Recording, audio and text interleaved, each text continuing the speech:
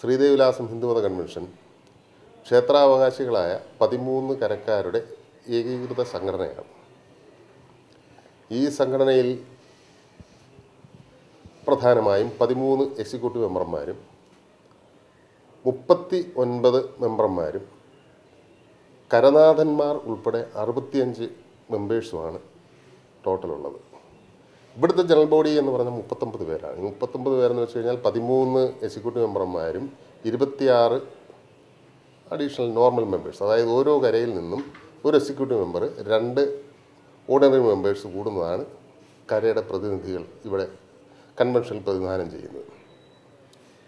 ഈ 13 കരകളിൽ നിന്നും വരുന്ന എക്സിക്യൂട്ടീവ് മെമ്പർമാരിൽ അതായത് ജനറൽ ബോഡിയിൽ നിന്നും ആണ് president, secretary, joint secretary, vice president, ഖജാൻജി എന്നീ 5 ഭരണസമിതി അംഗങ്ങളെ തിരഞ്ഞെടുക്കുന്നത്.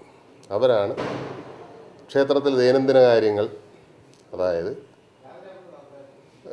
രാവിലെ മുതൽ വൈകുന്നേരം വരെയുള്ള ക്ഷേത്രങ്ങളിലെ എല്ലാ പൂജാവിധികൾ കാര്യങ്ങളിലുള്ള സൂപ്പർവിഷൻ. ദേവസ്വം ബോർഡിൻ്റെ ക്ഷേത്രമാണെങ്കിൽ കൂടി ഇത് അതിൻ്റേതായ കരകളിലെ കരനാഥന്മാരുടെയും അഭിപ്രായങ്ങളും ഭക്തജനങ്ങളുടെയും സൗകര്യാർത്ഥം യാതൊരുവിധ പോരായ്മയും കൂടാതെ മുന്നോട്ട് കൊണ്ടുപോകുക എന്നുള്ളതാണ് ഈ ബോഡിയുടെ ഉദ്ദേശം.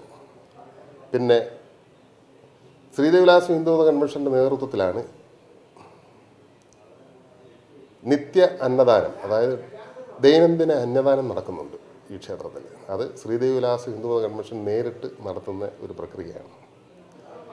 കൂടാതെ വർഷാവർഷം ഉള്ള കുംഭഭരണിക്കുള്ള കെട്ടുകാഴ്ച, അതിനുള്ള മുന്നോടിയായിട്ടുള്ള ഒരുക്കങ്ങൾ, അതിൻ്റെ ഉള്ള തയ്യാറെടുപ്പുകൾ, കൂടാതെ ഓരോ കരക്കാരുടെയും ഉത്സവമായ 13 ദിവസം ഉത്സവം തന്നെ തുടർന്ന് വരുന്നുണ്ട്. ആ ഉത്സവങ്ങൾക്കുള്ള സജ്ജീകരണങ്ങൾ, തുടർന്ന് വരുന്ന ഓരോരോ ക്ഷേത്ര ഉത്സവാദി കാര്യങ്ങളിലും മേൽനോട്ടവും അതിനെ മുൻകൈയെടുത്ത് പ്രവർത്തിക്കുക എന്നുള്ളതാണ് ശ്രീദേവിലാസം ഹിന്ദുമത കൺവെൻഷൻ്റെ ഉദ്ദേശം.